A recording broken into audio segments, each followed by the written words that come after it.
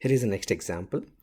In this example, he's asking about sketch the root locus for the unity feedback system whose open loop transfer function is given. G of s equal to k times s square plus 6s plus 25 divided by s times s plus 1 times s plus 2.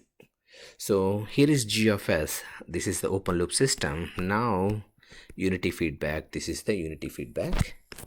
Okay, so y by u equal to g over 1 plus g of s. Okay, now so step one find the poles and zeros. So poles we can find out by using the denominator, make it denominator equal to 0. The denominator we call it as characteristic polynomial equation. When we make that equal to 0, s equal to 0, s equal to -1, s equal to -2. These three are the poles. When it comes to zeros, make the numerator equal to 0, s square plus 6s plus 25. K is a constant, so it doesn't matter. End up with the zeros as -3 plus j4, -3 minus j4 by using this quadratic equation.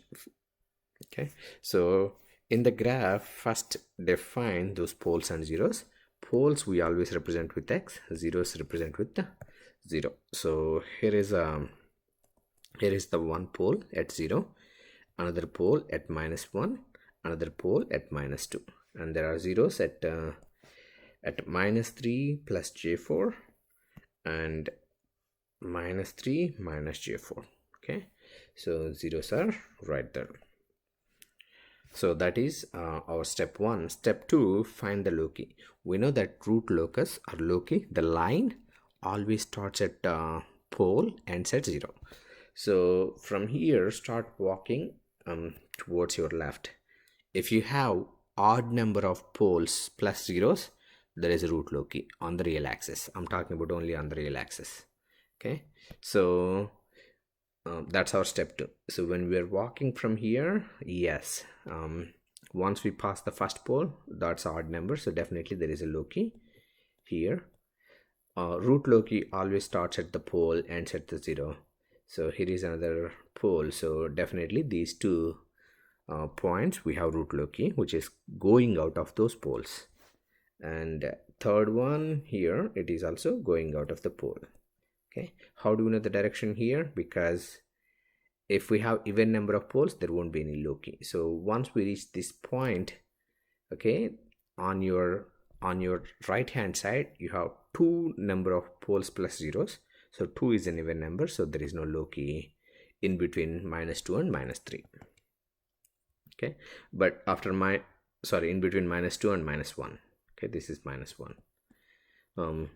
So after -2 we see 3 poles. 3 is an poles plus zeros.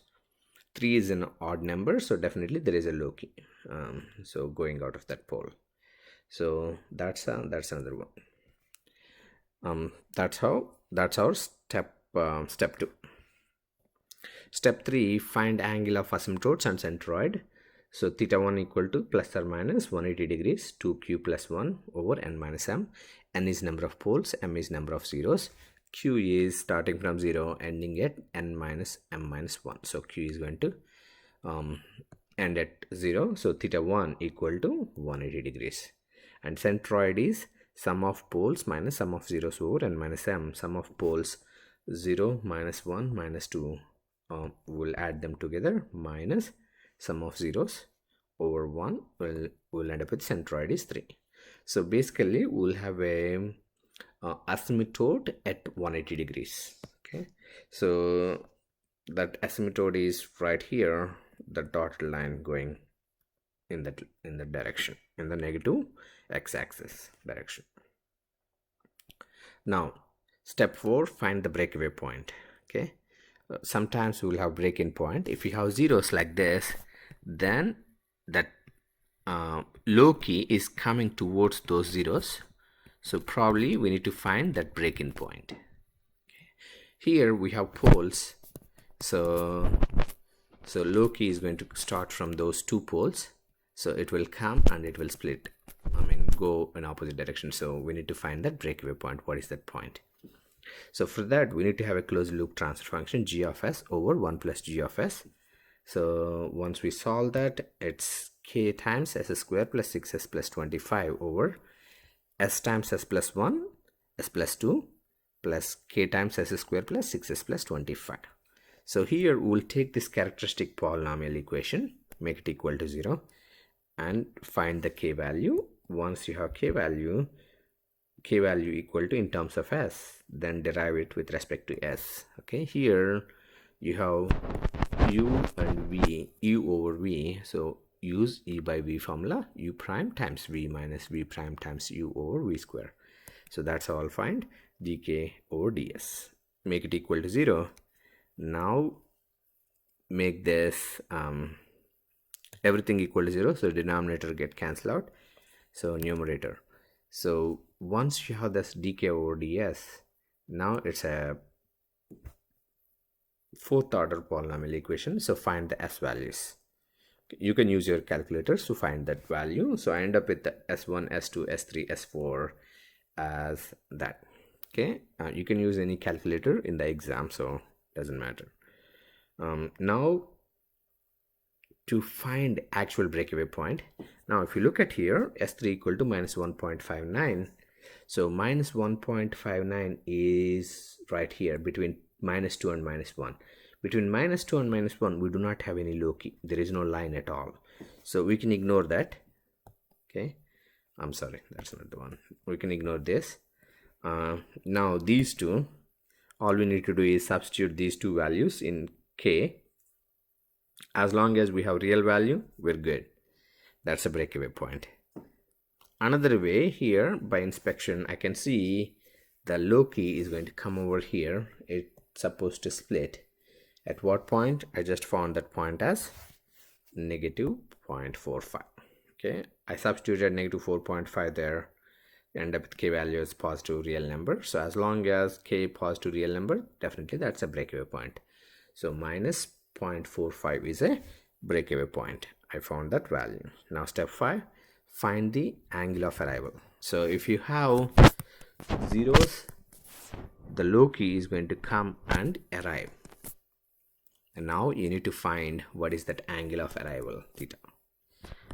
Okay, theta. If you have, that's for zeros. If you have poles, okay, then that's going to departure, so it could be something like this. So you need to find the angle of departure.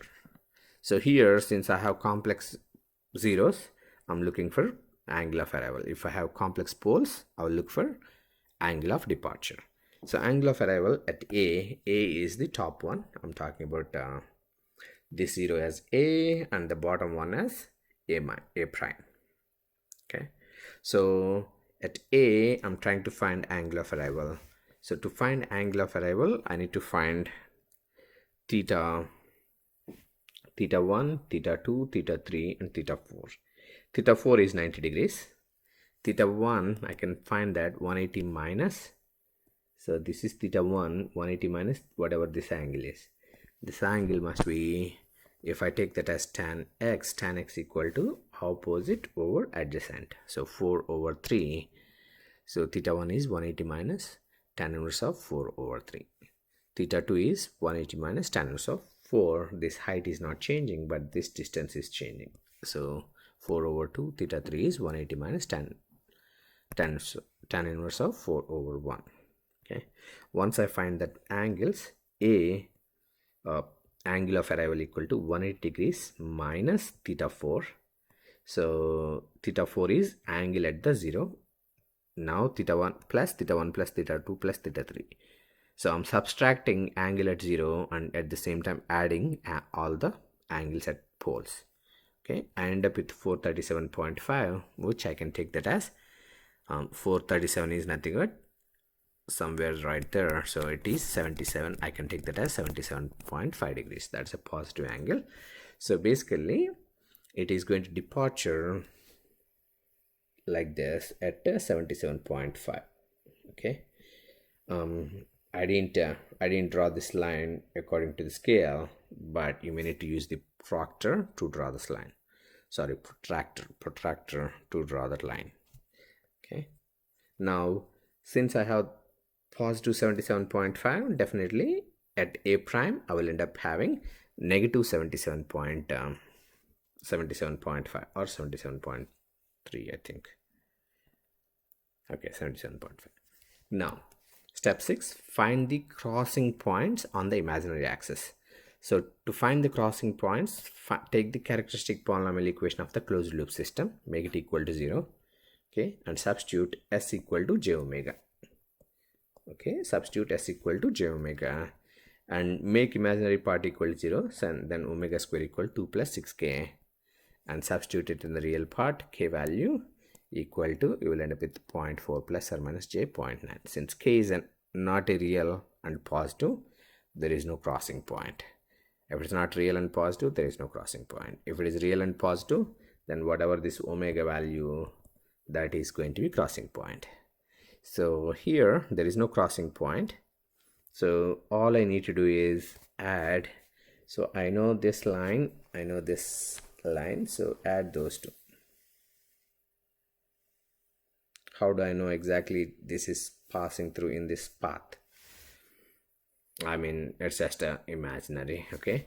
There won't be any short turns, okay? It's a smooth curve, so make sure that that's how it's going to turn. Okay, same thing happens there. Okay, this is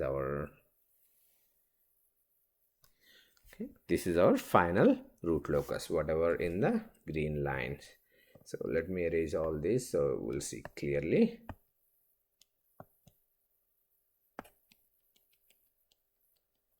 So whatever see the green line, that is our final root locus. Okay, thank you.